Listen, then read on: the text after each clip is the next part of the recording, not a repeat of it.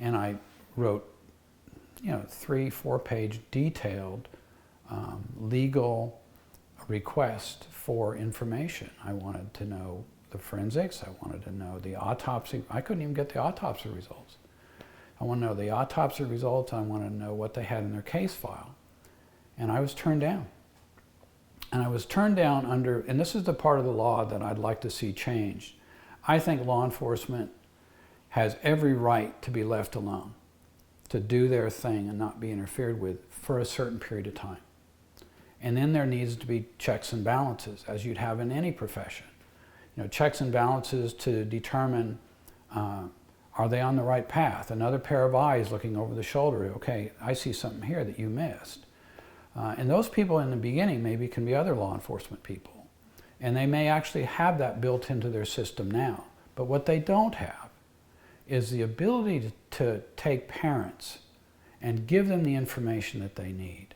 And they justify it by saying, if I tell you what we have, that might hurt the case if it goes to trial. I don't need to know all of the forensics, but I want to know that you have forensics. I don't need to know all of the suspects, but I want to know you have suspects.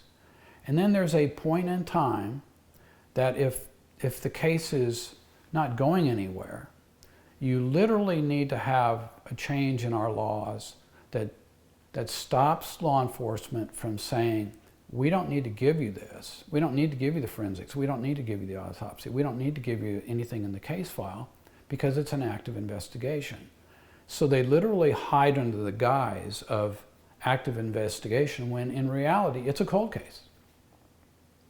Now I can't emphasize that enough. That might not be true in loads of cases, and it might not be true with lots of law enforcement officers. There's lots of law enforcement officers that I think love to share things with the family and are compassionate, and know that that family wants to know what happened to their child. In my case, I literally had to beg. I truly had to beg for information, and I was still turned down. And I was turned down under this thing about it's an active investigation, when in fact, even the prosecuting attorney told me, there hasn't been anything new in this case for 3 years. That's a cold case. But the rejection came back, it's an active investigation. Therefore, they don't have to release anything to me. So each year I would write basically the same letter. That started, I think, in 2012, then 2013, 2014.